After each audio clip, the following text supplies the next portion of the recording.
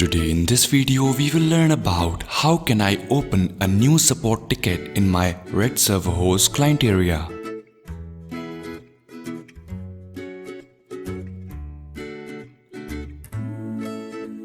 For that, go to Red Server host client area and enter your login credentials.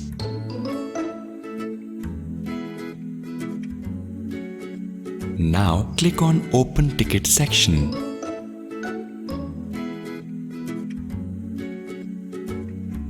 Now enter the details regarding subject and your ticket which contains your concern and then click on Submit button. Hence your ticket is submitted successfully.